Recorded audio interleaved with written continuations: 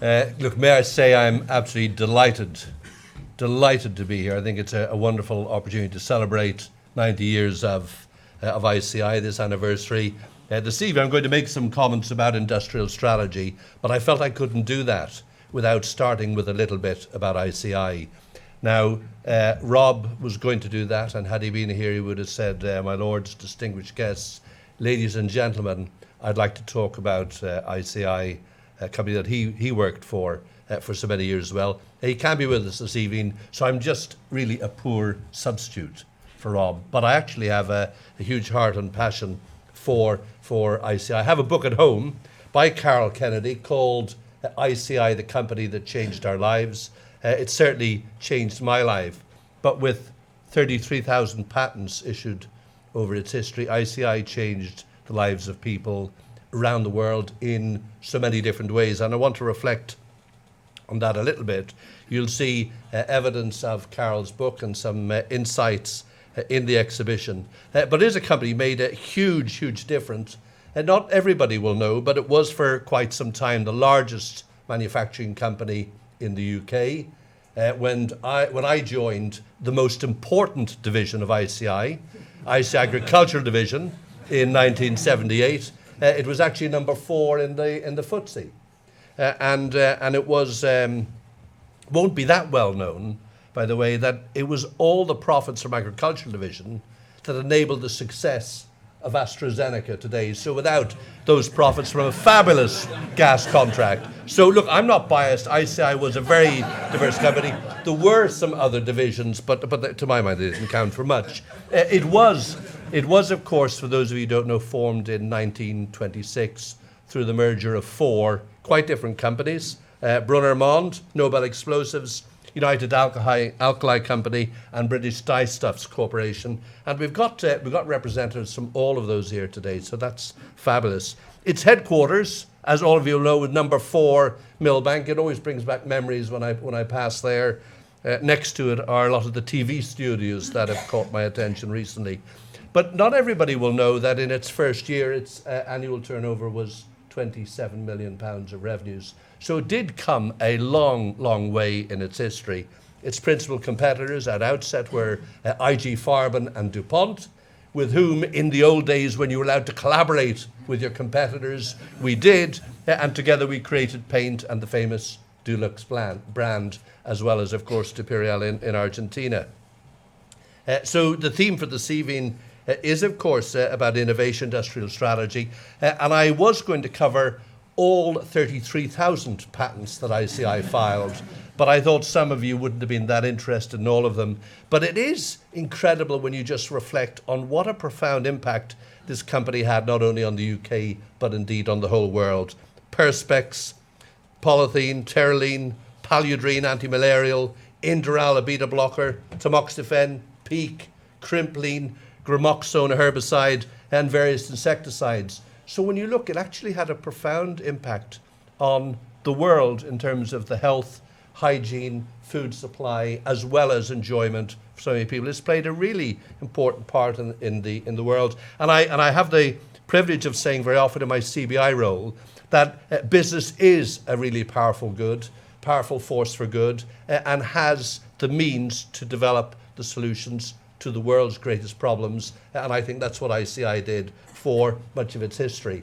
It wasn't maybe as well known to all of you that it was a fantastic innovator when it came to process technology. I don't often give credit to the chemical engineers in the company, but actually it had a profound impact in terms of process technology, and it brought into being successfully low pressure ammonia plants. It got 3 for the price of 2 from Kellogg in the 1960s, and spent the next 15 years making them work.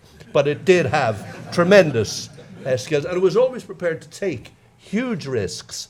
It developed low-pressure methanol. I had the opportunity to work in the acrylic business, where we developed low-cost MMA, low-cost PTA, which we actually proved in Taiwan, and the world's largest, fastest, widest everything polyester film line. And I'm just talking about the businesses that I personally touched. So if I went around this room and said, what did all of you do? You all will all have been associated with, I think, some of the most amazing innovation in the history of the chemical industry. Of course, it wasn't just about that. ICI was an example of what we would like all companies to be today. It was a company firmly embedded in its local communities. If you look at the greatest place on planet Earth, Billingham, it was a whole community that thrived on the back of what happened not only at Billingham, but at Wilton, North Tees, Blakely, Runcorn, Winnington, Ardere, Slough, Welland, and many other sites. And if I haven't mentioned yours tonight, I apologise. But at the heart of each of those wasn't just a chemical plant. It was a whole community that benefited from ICI's great involvement. It was, of course, the forerunner of globalization. You know, when you think about culture difference, in the 1970s, there we were talking about the massive culture difference between Billingham and Wilton. And then they formed chemicals and polymers, and we got all bound up with the cultural difference between the Northeast and those buggers over there in Runcorn. And of course, then there was the evil people from paints and the devils from pharmaceuticals. So we had loads of cultural difference that we were wrestling with. And then as the world globalized, of course, ICI marched all around the world, building fantastic businesses in Australia, in India, in the United States of America, in Pakistan, and right across the world. And many of us, I had the privilege of spending a couple of years in Sao Paulo, Brazil, and had the chance to work across all of the ICI businesses. And to my mind, they were all fantastic in their own way. And to all of you, I would say a really, really warm welcome this evening. I think there's many, many reasons to celebrate. And I never think that ICI is gone. I think it has just reappeared in so many different ways. Just as in a family, your children go off and they get married and they change their name. Well, that has happened to many of the ICI businesses, and they're still firmly established as global leaders under different names in many places around the world. So I hope I've triggered a few bits of nostalgia, a few sort of happy memories for you to reflect on, and over a couple of bottles of wine later on to talk about it some more. But I was asked to talk a little bit about the UK industrial strategy and sort of all matters to do with that. Well, I mean, the first thing I would say is the UK economy has so far held up incredibly well, and GDP growth has slowed a little bit, but it's a lot higher than many people expected. Consumers are still out there spending on the high streets. Exporters have been taking advantage of a weaker sterling. But as I say to people quite often, we haven't left Europe yet. We haven't actually triggered Article 50, so we have a long way to go on this journey. And there are some signs out there of things to watch out for. Some business optimism is maybe in some areas dwindling. No doubt investment intentions have softened. And without question, the lower pound will have an impact on import costs as we go into 2017. It's difficult to see how we can protect all of our customers and consumers against that sort of impact. So there are challenges ahead in terms of, from a CBI point of view, we've revised down our growth forecast for next year from about 2% to 1.3%. I mean, that's not insignificant. But we are, without question, in probably the most uncertain time, not only for the UK and Europe, but for the whole world, with recent events in the US adding to that. I would say, though, that we did go into the referendum and the Brexit period with actually the economy in pretty good shape. And actually, we have proved to be pretty resilient. So we went in pretty good health. I think that's always, if you're going to get into trouble, it's always good if you start out in a fairly healthy position. And I think that we did. Now, I could choose two avenues to finish up on this evening. The first is to tell you how bad things are going to be. But I thought what I would say is, as I look at what's going on in the UK, I would argue that there are some fabulous opportunities in front of the UK because we have a lot to build on. And without question, what you all know, because you've all been through the changes in your times in ICI and other companies. In business, we're resilient, we adapt, we get on and deal with whatever the challenges are. And without question, the UK in business will survive and come through the period ahead. And I'm certain that we will do that.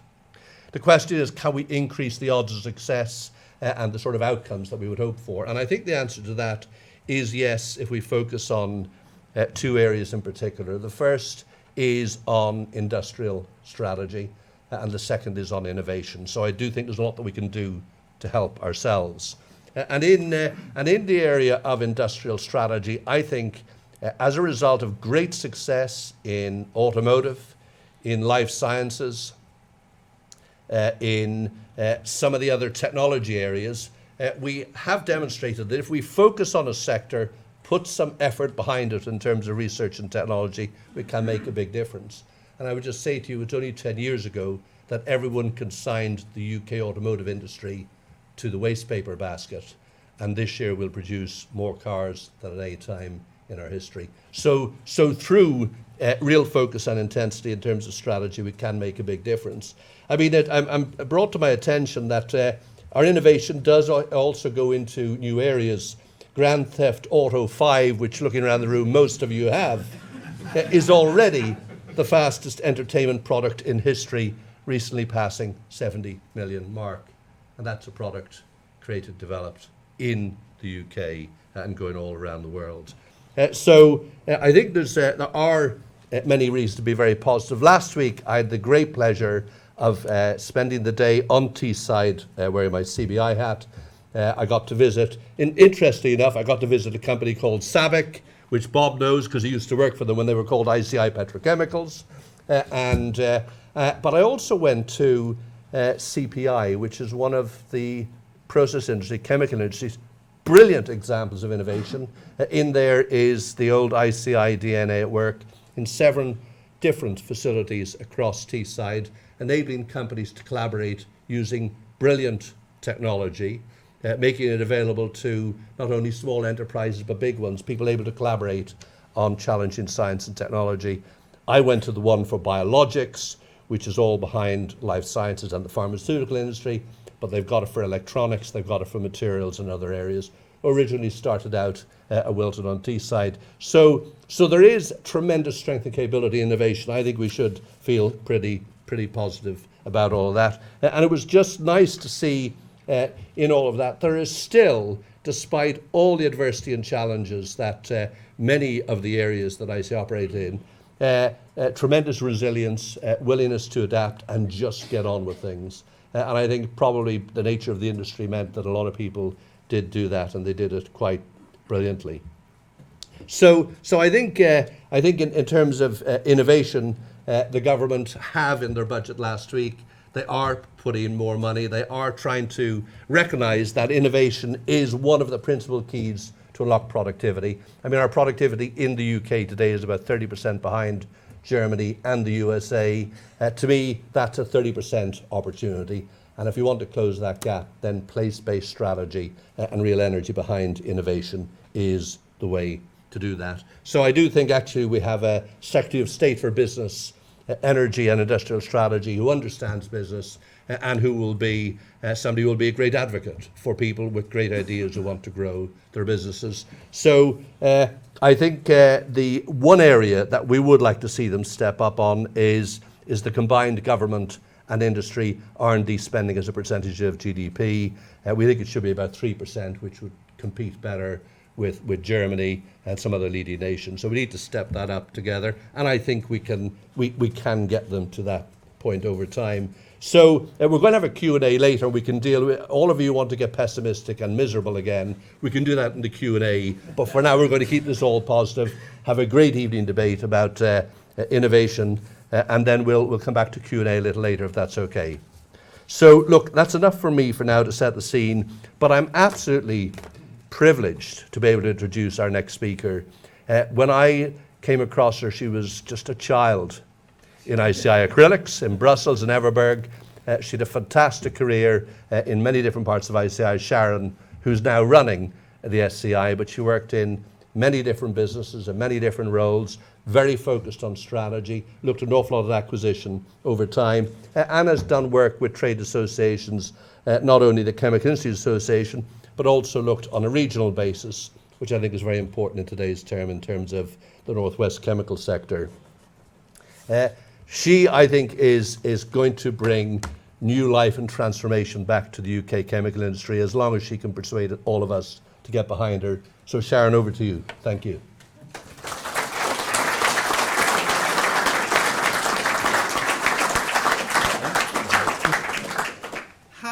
earth do you follow that introduction? Thank you, Paul. I probably was quite young when I first met you, sadly no longer. I just have a couple of slides which I'm standing up to give. We're just all going to give a few sort of thoughts from different perspectives, really, to just sort of get the debate going. And actually, just to start, I'm going to actually go down into a bit of gloom in terms of a bit of a scene setting around the industrial strategy, what it means, and why innovation is important, because I think the two are interlinked. So everybody will know this, but just in case you don't, the industrial strategy is all about rebalancing the economy. We're a heavy service sector focused economy now. Manufacturing has been in decline for some time, and it now forms a very small proportion of the overall GVA as seen from this slide on the left.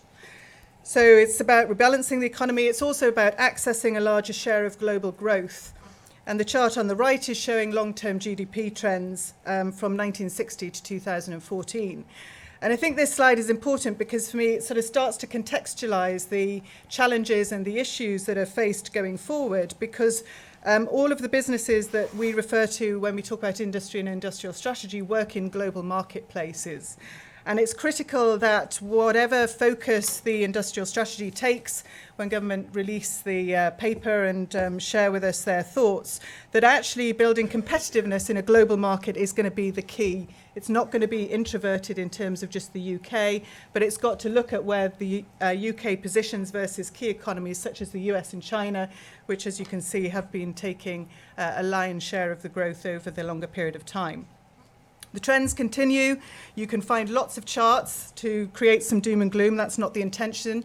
The intention is to create the size of the challenge and the aspiration. This is the chemical industry over the long term in the UK and as a percentage of world sales, care of Cefic data. And you can see the chart, I'm afraid, is not very clear, but the top line, which is blue, is the US, bumbling along at the higher levels. Then obviously China, which we've seen a big rise over recent times. And sadly, the bottom line, which is the light blue one, is actually the UK.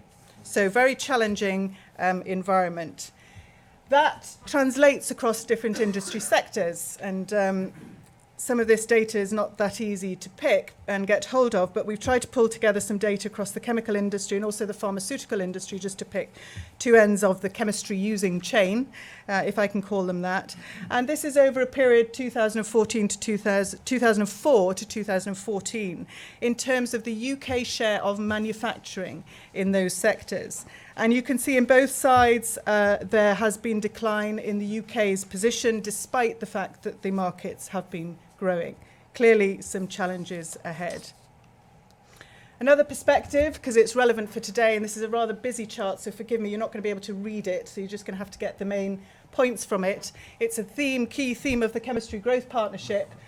And this one, oh, you instantly all recognised it. Lovely. This is the integrated supply chain. I don't need to point out all of the different parts of the ethylene propylene chains, but this is how the UK used to actually look in ICI days.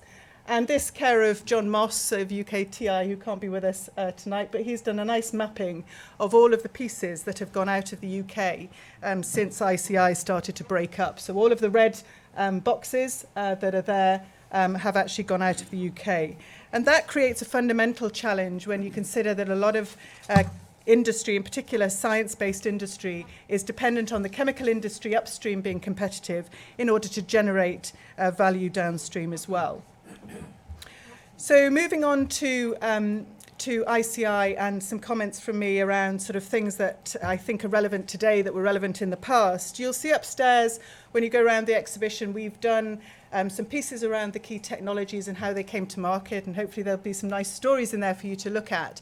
But we've also looked at the general themes that we feel applied to ICI, the culture, the management and the style of ICI, in particular in the early days and the mid days, that really helped to foster and promote innovation. And I'm just going to comment on a couple of those that I think are perhaps relevant to build into any new industrial strategy which needs to have innovation at its heart. The first is a long-term vision. it was very clear from the ICI early days that there was a long-term vision that was laid down. That was manifest in terms of how the view was taken on science, on funding, on research, and ensuring that there was sufficient investment to facilitate technologies coming to market, which, as we all know, take quite some time.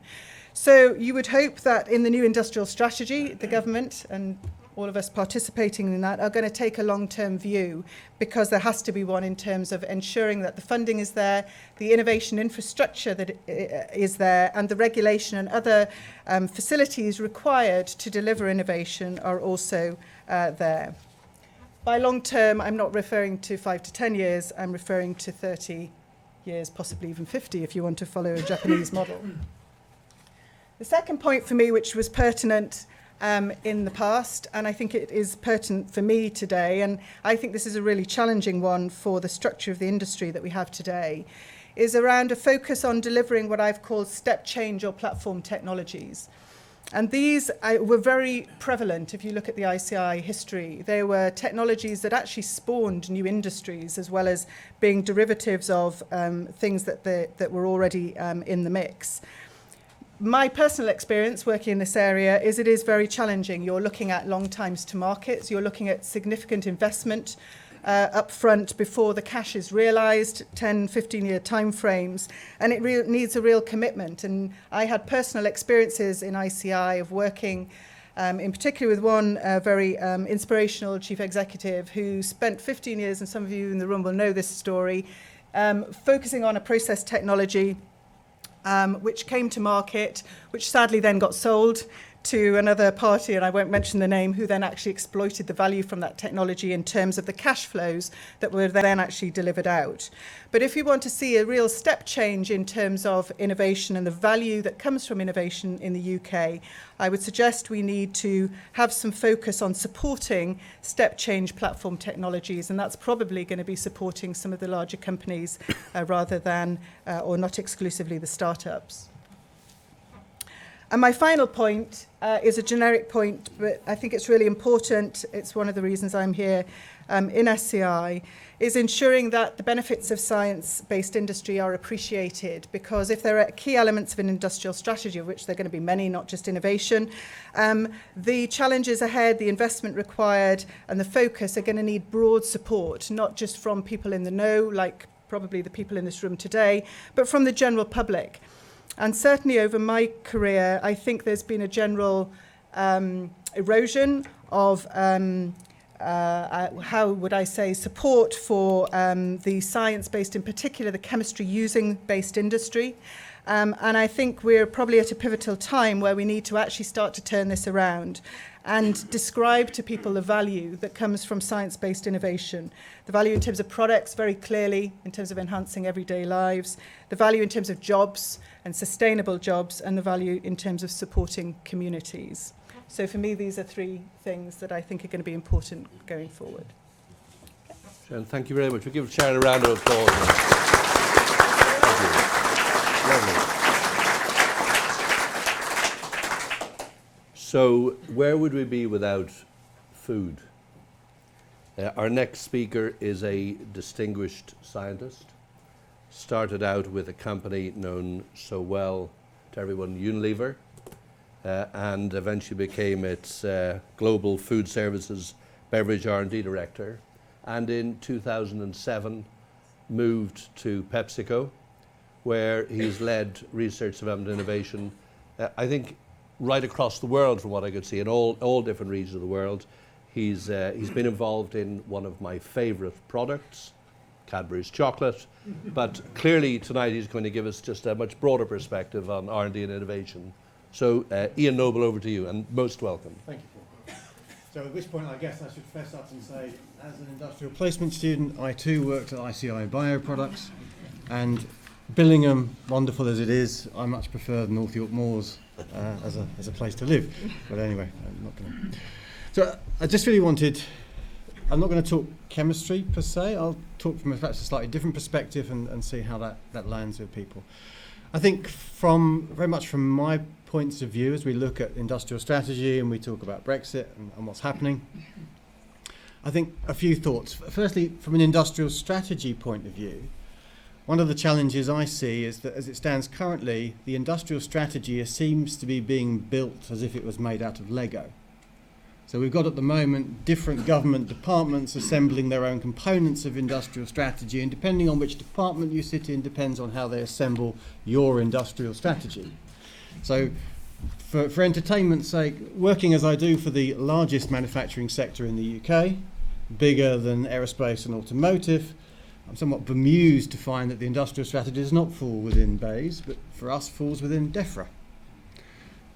Which is an interesting debate when you get in, you start talking about the level of robotics, of computer simulation, visualization and techniques and processing that we run down to and the length scales we operate at across the piece. It's an interesting rub as to how we're actually going to talk, because I think many of us recognise that innovation exists at the interface, not when things are compartmentalised. And I think that's what we saw a lot. I think you guys have all lived that, and we've all been there for that.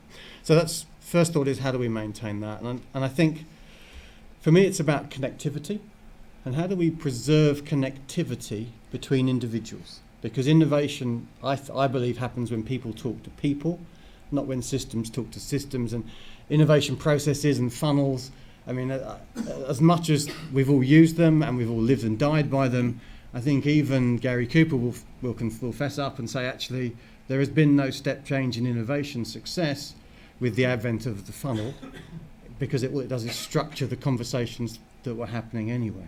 So anyway, so for me, as we move into this new interim, for me it's about recognising the rational, and I'll talk a bit about that, but also at the same time respecting the emotional. And I think one of the pieces that for me has coloured the debate, I see a lot of the conversation in the UK being very much about, well, we've looked at the numbers, we've looked at the cash, they can't possibly do that because it wouldn't make any sense financially. But I think what we should also recognise is that for many people, this is like somebody decided to leave home.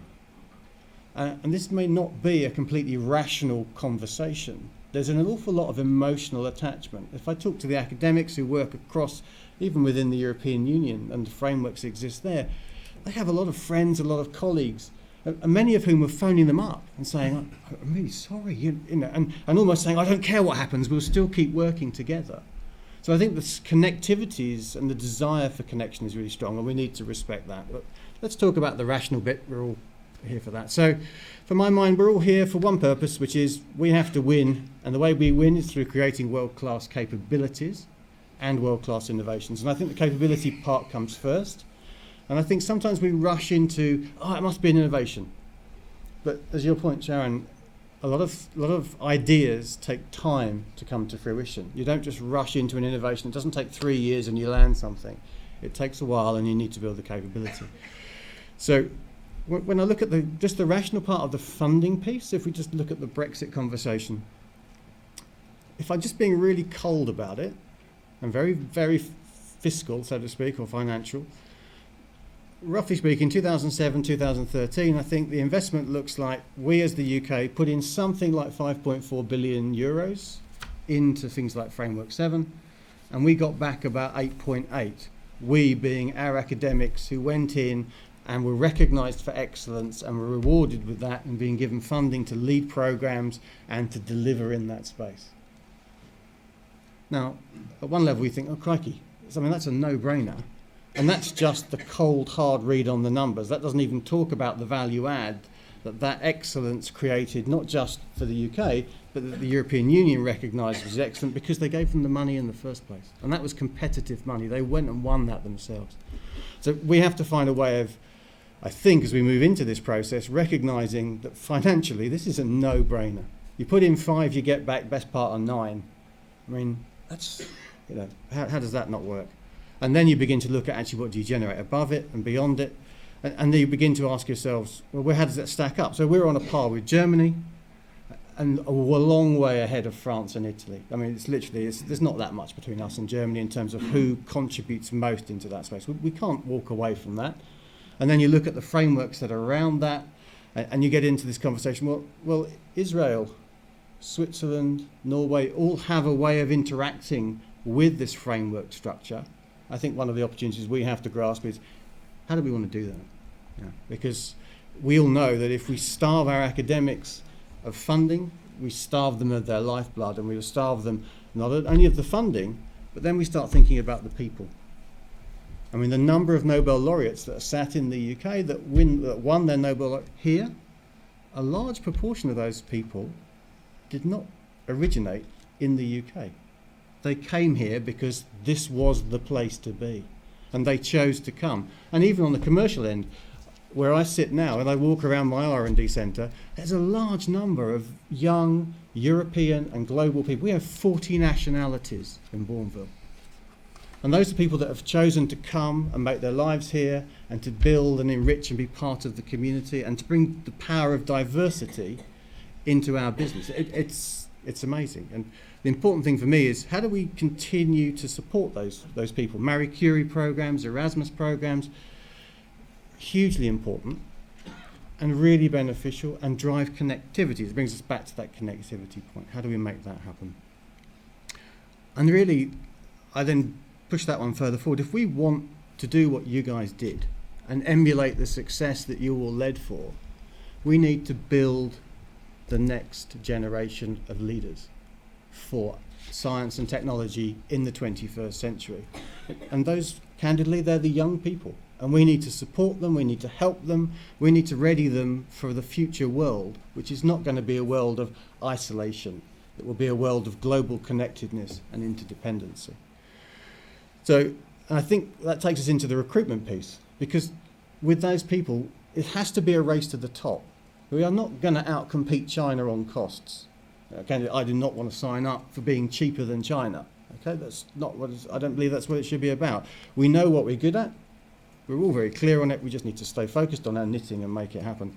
And so when I look at the challenges, and I think your organisation, Paul, the CBI as it is now, I think like 40% of companies reporting challenges with recruitment, particularly in STEM, and I think probably most of us here have a STEM background. We have to go and fill those gaps. We have to find the people. We have to find the talent. And candidly, a lot of that talent is coming from outside of the UK. So I think one of the opportunities we have in this space is, how do we reignite STEM? How do we really get young people buying back into STEM? What's so wrong with it? Why don't, so that needs to be addressed. And ultimately, because if we're going to be globally competitive, that means effectively, let's cut to the chase, we have to lead. Okay, we have to aspire to lead, and we have to deliver on leadership. And to do that, we need world-class people to engage with. That means world-class institutions. We need the right frameworks. We need the ability to connect beyond perhaps the old frameworks that we had, but we shouldn't walk away from what we had, because what we had was also good. So for me, it is really about remaining globally competitive through recruiting and working with the best in the world, developing the next generation of future leaders who need to be global citizens, because that is the world. And we have to do that in a way which enables that we will succeed together. So that's my thoughts. Cool. Very good. Thank you very much.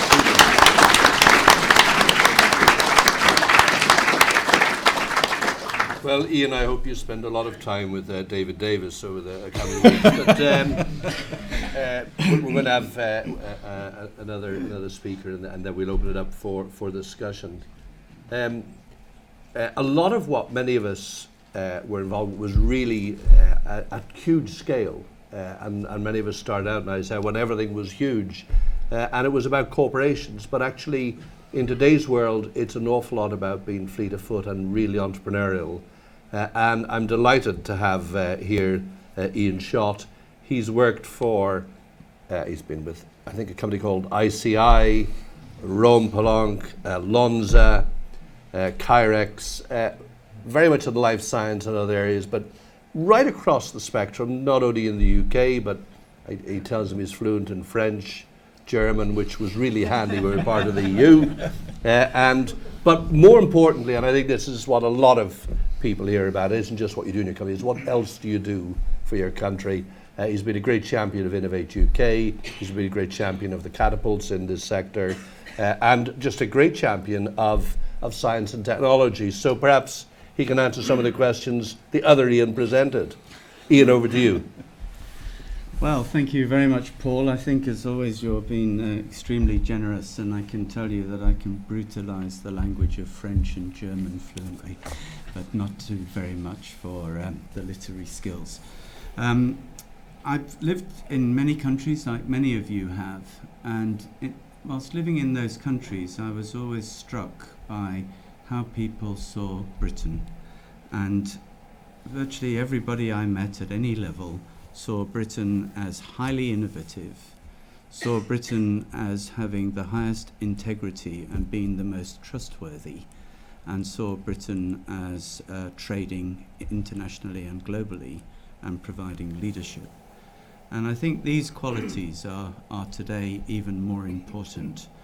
And if I look at the brief I was given, I was supposed to, I think, start with some of the challenges. So against that background, we need to follow some of the leads that Ian was talking about in terms of making Britain a very attractive place to invest in, making Britain a very attractive place for people to come and work in and bring their ideas and their intellect. And obviously, if we read the papers today and look at some of the rhetoric, we're facing real challenges. A great strength that is recognised today, despite the changing landscape on chemistry, is our research foundation in the universities, which by most parameters, and there's a lot of evidence, comes out top in the world. That structure depends critically, as Ian pointed out, on getting the best people from all over the world. That structure depends critically on collaborating with the best people all over the world. There is quite an interaction with Europe in the Horizon programme. This is now challenged. Trade and having liberal trade policy and the avoidance of trade barriers is also crucial. And again, if we listen to the news, we hear that these things aren't up for discussion. I think that what is important here is that we look at the ingredients we need and we view them more as a commercial negotiation rather than an ideological debate. And the politicians frequently descend into ideological polarization rather than rational commercial and economic debate. And I cannot see how countries such as Germany, exporting £100 billion of motor cars into the UK, is really going to benefit from tariff barriers, and countries like France are really going to benefit from tariff barriers. So one of the most important things is the negotiation, and in some ways it's already underway in a kind of phony war. I think the one solace I take is that the government is reaching out for advice and has reached out to Paul and the CBI, and in our own sector with the Chemistry Growth Partnership, Tom Crotty and others have really taken the initiative in terms of responding to the Brexit debate. Now, I'll come back to the word trust. I've talked about innovation in terms of the grassroots university base. Trust is a really important word. And I was at a Huxley Summit about 2 weeks ago, led by David Willits, and it was about trust in science, although he was humble enough to acknowledge, as a former politician, he maybe wasn't in the best position. Some data was put up, and top of the trust league always is your GP, your doctor. Somewhere near the top is teachers. And fortunately, scientists, and this does change, are at least over 70%. Doctors are over 80%. So bearing in mind what we've talked about in terms of the importance of science, we're not in a horrible position. Business leaders don't do quite so well, nearer 50%. And estate agents, I can assure you, do very badly. They're down around 20%. And politicians do even worse.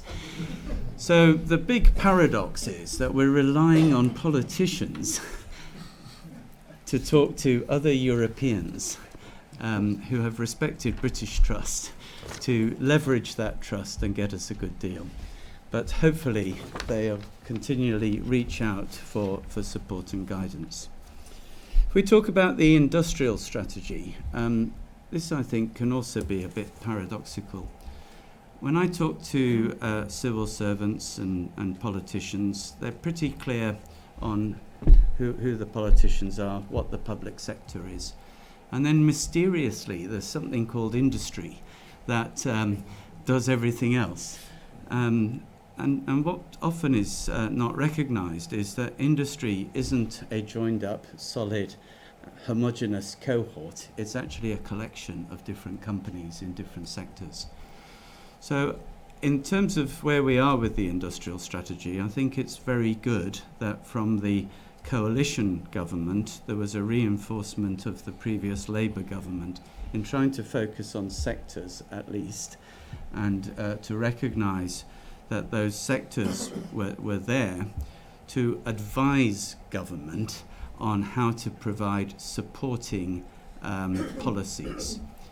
And if I come back to my original thesis that we need to make Britain the most attractive place to invest in and to operate in the field of science and technology and business, we need to make sure that a number of government policies are right, as well as skills, as well as the research base. Now at the moment, I think we've got the research base in a pretty good place, but those centres are somewhat lacking on the education and skills front, and they need to step up their game. Another thing that hasn't been mentioned today is that the innovation engine of Britain used to reside inside big companies like ICI and BP. And it's no accident that as these companies have changed, that engine has changed as well. And it needs to be replaced by a new model. I remember ICI in the 70s, where we had to sign Rose circulars to get permission to talk to someone outside the company. And the basic thesis was that all the brightest people in the world were inside ICI. And by talking to someone else, we were going to give away all our secrets. Now, since then, there's been a recognition and realization that whatever company you work in, whether it's the great Unilever or PepsiCo or Mondelez, that on the whole, most of the really bright people are outside the company. Not to say your own people aren't bright, but if you really are going to leverage intellectual property, you need to work out how to connect and network. And so this has created a new need, and it's a bit like a market. If we're going to trade, we need brokers and we need mechanisms. And I spent six years on the Innovate UK board, trying to help solidify the conveyor system and the brokerage system and build the catapult network. Paul talked about the bad old days when the big companies could collaborate, and as a very young boy in the 70s, I remember some of those smoke-filled rooms. The collaboration moved in a number of different directions, most of which has been outlawed. But if there was real collaboration, duperial or whatever, it tended to be big company with big company, and that inevitably creates competitive tensions and conflicts. I think that new collaboration models that will persist will involve big companies, medium-sized companies, small companies operating in clusters without those kind of handicaps, but also with the benefit of engineering the supply chains, of innovating at the interfaces, cutting across different sectors. So the world of innovation, the world of universities, the world of nations, globalization, all of these have become a lot more complicated, actually, and we need to be very thoughtful about how we manage that. Now, I want to turn to some good news. We talked about the demise of the chemical industry, and certainly you struggle to find any British chemical company number 4 in the FTSE. But on the other hand, with the Chemistry Growth Partnership, which in some ways the germs of that were started under the Mandelson regime at the end of the Labour government, flourished to a degree with the coalition. I think we've actually made some good progress. Under the coalition government, Cable and then Biz, the letters always change, but the government innovation and business machine looked at industrial strategy, and they had a hit parade, and there were 2 pages on it, and chemistry didn't feature on either. So I think that was really the depth of the nadir. So we actually, a group of us got together to try and create something, and that was brought home, and we tried to keep the strategy simple and get a cross-business sector and diversity of size representation with the minimum necessary and sufficient people so that we could actually make decisions. And the government actually recognised that we'd come out of nowhere, that they hadn't invited us, that we'd actually seen the need to put this together. And I think recently the government has welcomed inputs from Chemistry Growth Partnership in terms of shale gas, in terms of Brexit, in terms of trade, in terms of energy policy. So we now have a much higher level of credibility than we did have.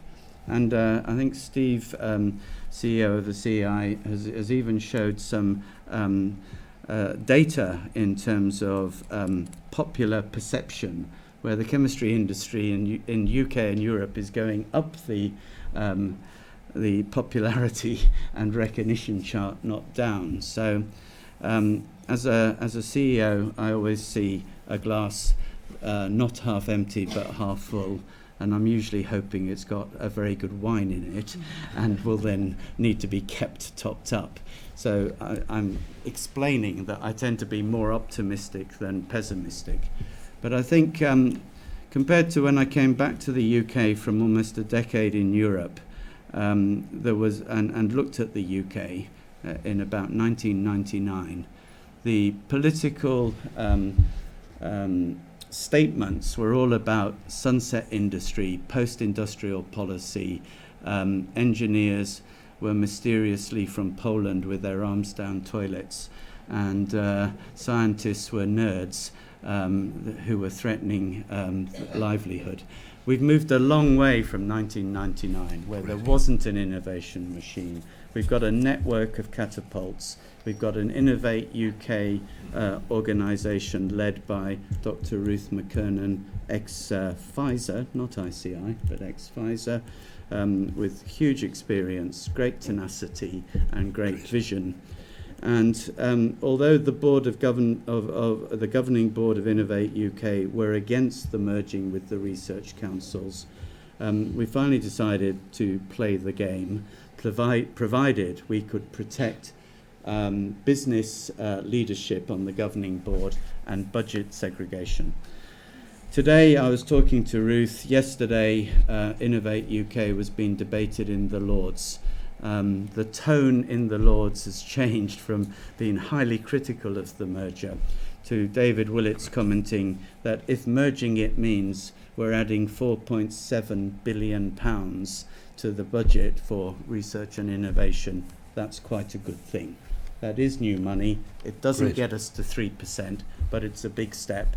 And the challenge now, and the civil servants are worried, is how do we spend it quickly enough on the right things? And they're turning to business, they're turning to industry, they're turning to growth partnerships for guidance on what to do next.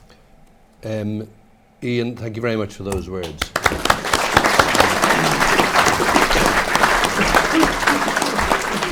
Now, Ian is a great example of why at the end of this year I will be handing out 3,700 Oscars for optimism and positivity for CEOs across the UK since the 23rd of June. And I think that's a good place to open the debate. We've heard quite a lot about people, the role in innovation, the importance of collaboration, and the importance of creating talent, right back to the whole STEM message, which I think is really important. We've heard about the UK. How do we ensure we remain open, attractive, best place in the world to invest, to collaborate in? Interestingly, if you look across the academic university sector, universities across Europe have really liked collaborating with universities in the UK, have great respect and appreciation for it. So securing that in future will help us solve some of these big world challenges a lot faster. We'll come back to the role of government, no doubt, in Q&A. And I think finally, just on this thing of, while all of this is going on, the world around us has changed dramatically and very rapidly. And what's happened in the UK around Brexit, what's happened in the USA around Trump, there are an awful lot of people who don't feel they have benefited from our innovation, from our growth in GDP. So as a leadership of business community, we have a lot to do to get people to understand the very positive contribution that business makes to so many different things. But you're all here because you came thoroughly well prepared for discussion. So we're going to open up this to Q&A. When you do, there's one or two rules here. Any question that goes on longer than the likely answer, I will just have to cut off, because I do know there's always, in a room of scientists, there's always some of you who just have the longest question on the planet. So I want to have plenty of questions. I'll ask the questions to be brief, and then we'll invite the panel to talk about them. So if you put your hand up, and when you do engage, would you please be kind enough to introduce yourself, just so we can remember you afterwards. There's a man here I can't stop in the second row. Thank you.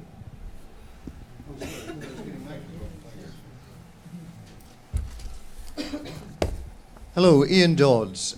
Leadership behaviour is the most powerful driver of strategy. I work with leaders to help them identify the behaviours they need to role model to drive their strategies. Normally they have 25. There are 4 of them that they consistently score lowest on from their employees. Listening to people, empowering people, helping them identify their talents and helping them develop. Those are exactly the behaviours needed to get engagement. And I think the productivity puzzle is actually caused by low levels of engagement. And my question is, what is the cause of the productivity puzzle? Am I on the right track, or is it other things? Ian, thank you for that question. Ian Noble first, thought on that? I think to understand the productivity puzzle, we need to understand that I don't think it's a heterogeneous position. I think you'll find there's a heterogeneous distribution. I think in some instances you'll find underinvestment that leads to simply use of individuals, which as almost hands. Whereas at the other end of the spectrum, we'll walk even in my industry, you'll walk a line and find that 1 or 2 people are making hundreds of tons of material continuously 24/7. So for my mind, it's about understanding which parts of the economy, where does the problem lie? And then to your point, we all know that if you empower smart people, you get smart answers back. It's one of those kind of strange pieces, which is the answer is really obvious. Yeah, why do we find it so difficult? Candidly, within my organisation, I don't see that so much, but that may be because of where I sit and who I've classically worked for. Ian, I'm going to get the questions coming out. I've got a question just here, thank you, and then I've got front row and then back number 4, thank you. Paul Hodges, I sit on the board of a number of small companies. One of the questions I raised really came from Sharon, and she talked about a long-term vision. And one of the things I see today is that the stress on products is becoming more connected to services, so Uberization and everything else. It seems to me we've actually so far allowed the financial sector to take over the word services. Could we do something more in the chemical industry to take this broad swathe of expertise that we have right across from laboratories and academia and promote that to give people real benefits from our products and our expertise? Ian, made for you that question. Yeah, I mean, I believe very strongly in that, and I also believe very strongly in those 4 points. So Arcanova has been mentioned, which is to do with the drug industry. So apart from red wine, I'm into drugs, and have been for a long time. So on the first point, which I just answered... But you're going to answer the second briefly as well. Okay, briefly. I do all of the things you're talking about with strong emphasis on listening in small groups.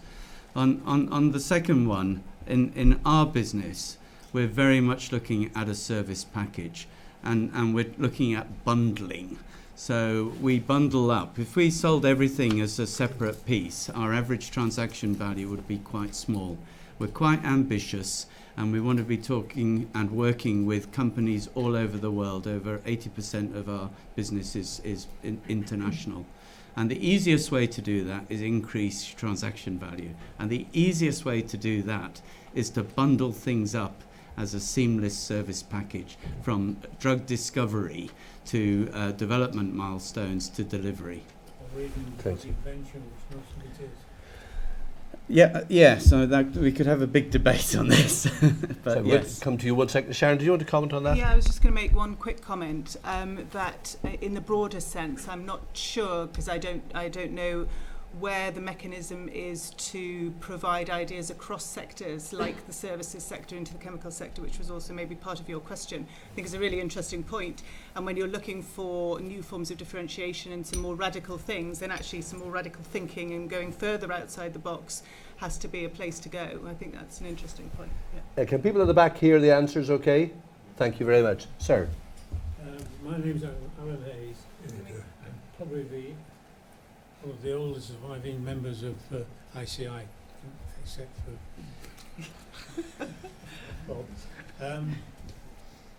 Most of the problems that we're going to have to face is educating people what it means to be even part of Europe, because the last time we gave up the ball game.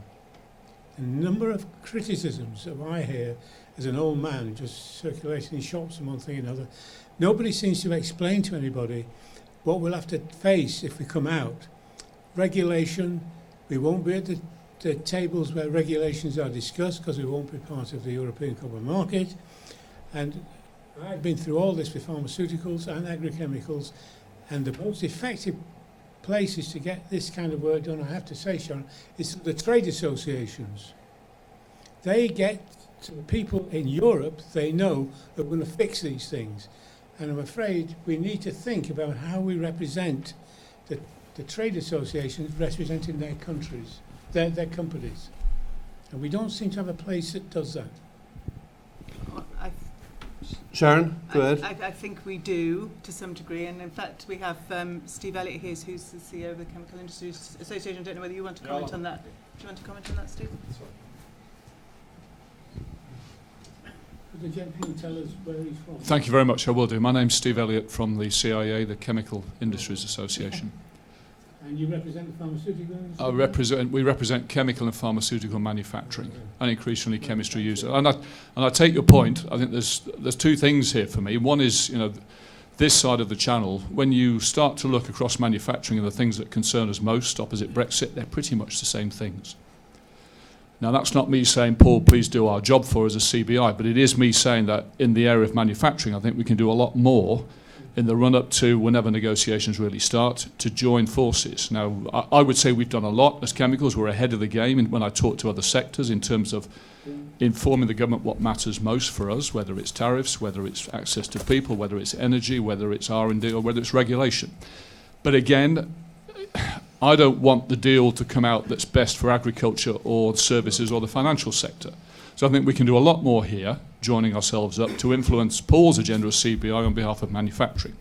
I think when you look across Europe, and there are people in the room here tonight as well who are active in this alongside myself, it is trying to, it's trying to get me and my counterparts around Europe, the industry around Europe for chemicals and pharmaceuticals, to be talking to the European politicians about, it's really in our interest to try and deliver something that minimises surprise and disruption here. And I think we're doing that, but we're doing it at a moment where we're grandstanding and we're grabbing fog. So I think, hopefully it becomes a bit clearer. So maybe just if I can pick up on that more broadly just for a moment. I mean, I think there's a couple of points. The first is we haven't had the right conversations for a very long time about how integrated we are with Europe, the interdependencies and so on. But we haven't been doing that for 40 years. So we have a lot of catching up to do. What I would say is, having met last week in Bratislava with my opposite numbers from every country in Europe, from a business point of view, our needs and priorities are absolutely totally aligned. We want to be able to continue to do business, to have tariff-free access, to access the best talent, to avail of the best trade agreements we can globally, to have common regulations so we can do business, and to collaborate research. Our objectives are common right across Europe. The challenge is to make sure that our governments in all of these countries understand the size of the prize for a smart outcome as opposed to the consequences of a bad outcome. And those conversations are happening, but we have a lot of catching up to do for people to understand the scale, the challenge, the complexity, and also the opportunity. But I couldn't agree with you more. I'm going to just, Bob, I'll come to you. I'm just going to come here, and now you're all getting together. We're going to go for a drink at 8 o'clock, no matter what happens. Here we go. My name's Alistair Hughes. My only connection with ICI, apart from being a beneficiary of its innovations, is as a small shareholder, a very small shareholder quite a while ago. My observation, and I think I'm pretty convinced in this, is that foreign ownership has proved itself to be, let's just say, not the answer. I think that's putting it mildly. Any comments?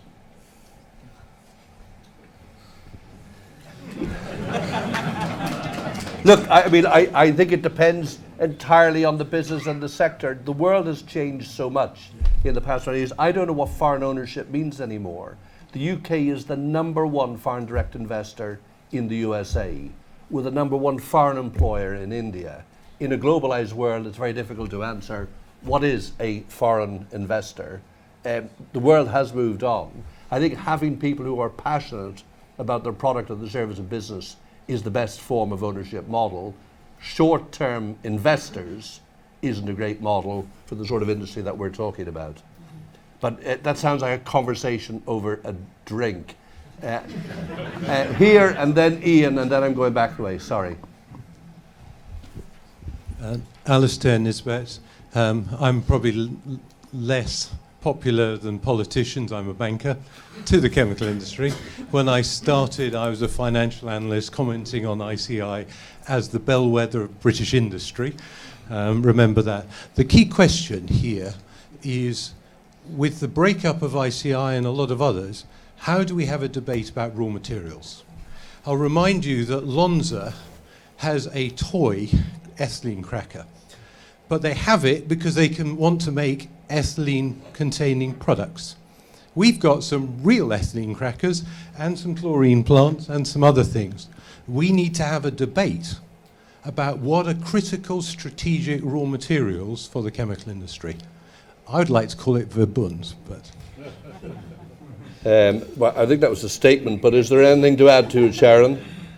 I think there are probably some people in the room better equipped to answer that question than me. You're maybe sitting two seats down from one of them.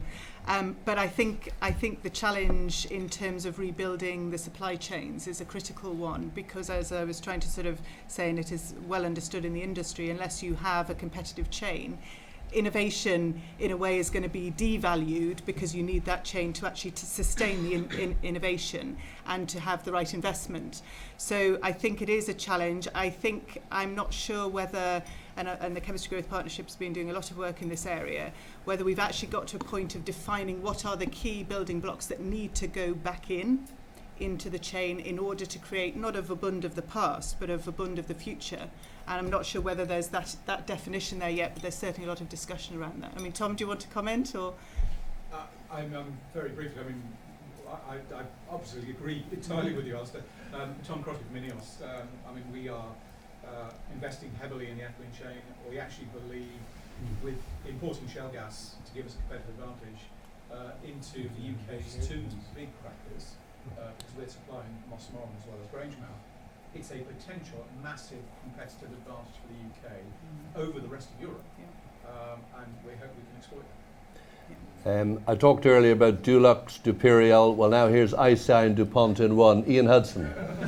So Ian Hudson, ex-ICI, ex-DuPont, and probably one of the few non-scientists in the audience. There was a very pertinent article in today's FT about science, and it talked about the problems that Galileo had in the 17th century, and compared that with the problems that scientists have today in today's populist environment and post-truth world. How do we overcome this issue that our global elite, of which scientists clearly are a part, are facing, and how do we change the rhetoric from our own government that seems to think that global elites are something that are bad? Ian Shott and then Ian Noble, both on this one. Too important a question. Very tricky question. And a brief response from both. Okay. I mean, the effect of the media is explosive. And I think we just need to be a lot more forthright and clear and willing to speak to get the balance right. And we need to change gears here. Thanks, Ian. Super response. Ian Noble. For me, it's the same point.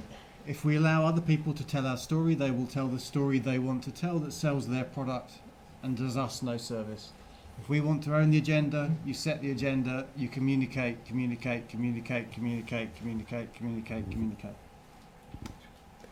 I've got two hands down there. I'm going to take both those hands and I'm going to top right.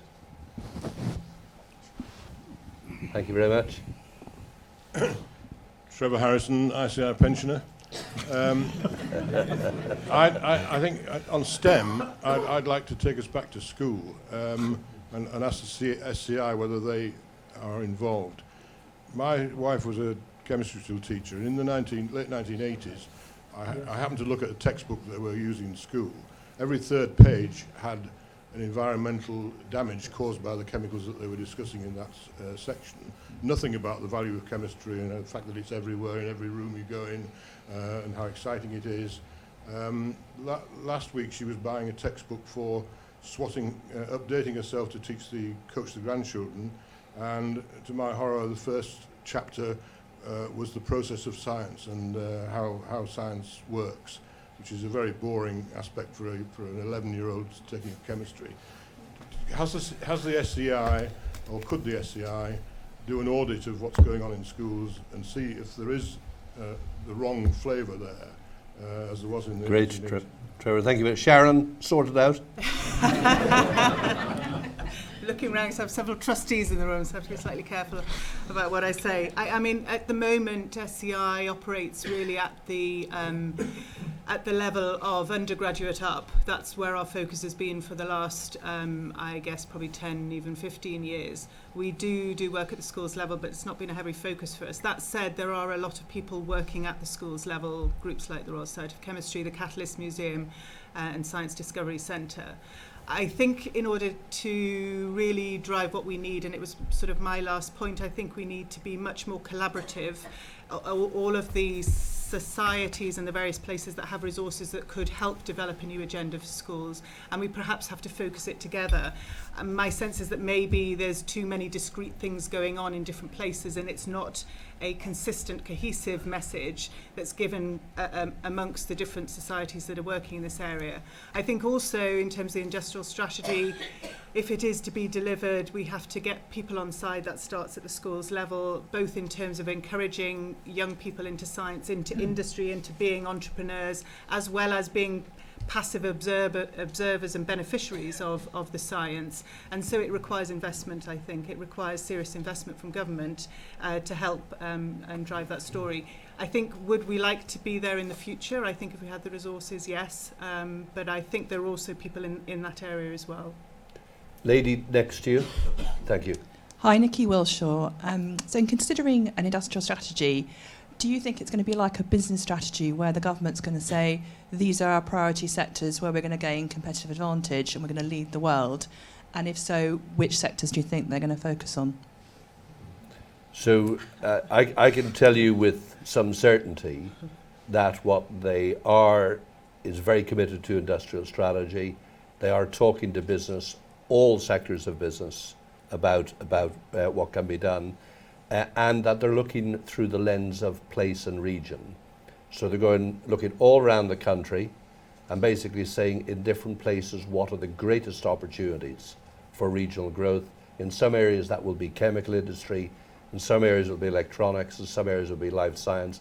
And I think that for the UK is the best way to move GDP opportunity away from London and the southeast to other parts of the country by looking through the place lens and actually betting on those industries that really have the potential to win globally.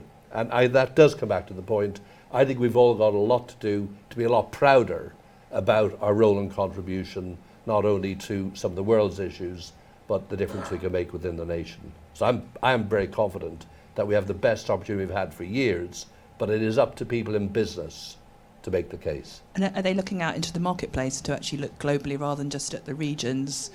Where in the world should we be focusing? Well, I think they're looking to people in business to answer the questions, as opposed to trying to answer it themselves, which I do take some comfort from. Ken. Ken Rushton, former guardian of the Rose Circuit in ICI. So perhaps surprisingly, my question is this. Do you think we're doing enough to convince larger companies, not just chemicals, but across the piece, to share their unwanted inventions? By unwanted, I mean inventions that would fit with their strategy, with smaller companies who are looking for new products and services? Is there enough technology transfer? And what do we need to do? I can answer that in the world of pharmaceuticals, where this has become quite an active theme now of trading out and trading in. And the big companies have large portfolios of unwanted assets that they are putting out, and they're often refashioned into different therapeutic areas. Ian, just a thought on food industry? I mean, for us, it's very much about partnership working. So, I mean, classically, the food industry doesn't tend to run too much on patents. You'll see them from the big guys, but a lot of it runs as trade secret, because some of the complex colloid science, you don't want to publish it, because as soon as you publish it, someone drives around the back of it and steals it out from underneath you. It's about building it out together. That's how the model's changed, I think. I can hear the rattle of glass, but I'm going to take two more questions, one here and then final one to Bob Malpas. Thank you. Tony Bastock, Contract Chemicals. Yes, a real manufacturer of chemicals. Even today, a UK manufacturer of quite large tonnages as well, and an independent company. Now, I have a couple of problems to put before you. The first one is an immediate problem where a considerable number of my research and technology and engineering force are non-UK born Europeans. I've already been approached by them as to what their job prospects are in 2 years' time. I've assured them, but this could be a brain drain. Don't misunderstand that. And we need to influence, and I'd ask Sharon how we're going to do this, and Steve, to influence government to make sure it isn't a brain drain. Can I ask two for one? Only if the second shorter than the first. Very short.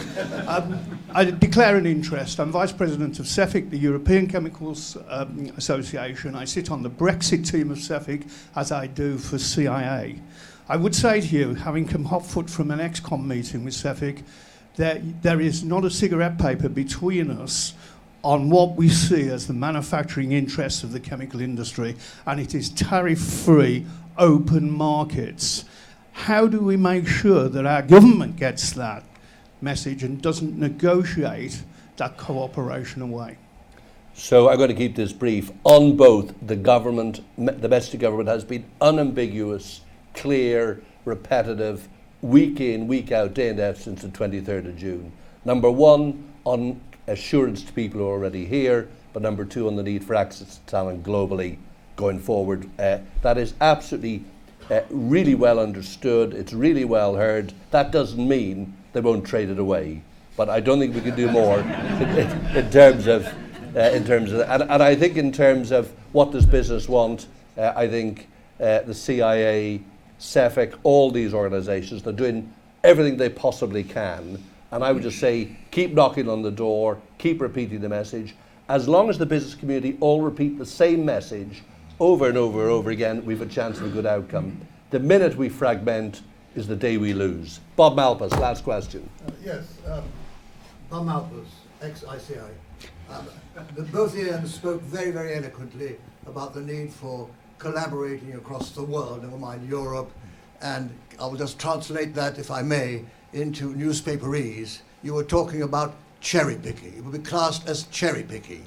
Yet today, well, yesterday there was a talk, the hard Brexiters are talking about, well, we perhaps we'll stay with patents and we'll sort of contribute money to have a collaboration on patents. So this hard approach is softening. By contrast, the answer to that in today's paper again was the 27 nations will not allow cherry picking. Will not allow cherry picking. That's off the cards. How on earth can we achieve a solution through that? Something has to give. Paul, what do you think is going to give? Look, I think we're into a very live conversation, a very live debate, and we have got two different forces at work. There's the UK that is into a commercial negotiation, and there are 27 nations in Europe into a political negotiation. And I'd come back to where I think Ian started earlier. This is the rational and the emotional coming together. We've a long way to go, and I would say I believe that the business community can have a profoundly important impact, but we have an awful lot of work to do to ensure that we get the best possible outcome. And I think the best possible outcome will only be possible if we keep repeating the messages of what we need around people, what we need about tariff-free access, and go in there, whatever business you're in, go into government, make sure they understand what it means for your business, because there's a lot of education. The closer you get to Article 50, which was written with the expectation it would never be triggered, so the closer you get to execution, the more complex and difficult this all looks. But we're going to be optimistic. Our glasses are now empty, but they're going to be full when we go upstairs. Sharon, do you want to say any more about that? Yes, so we're just about to finish and go upstairs, so please do join us back up the stairs for a few glasses of wine, have a look round the exhibition, put some thoughts in the memory book and connect with some old alumni.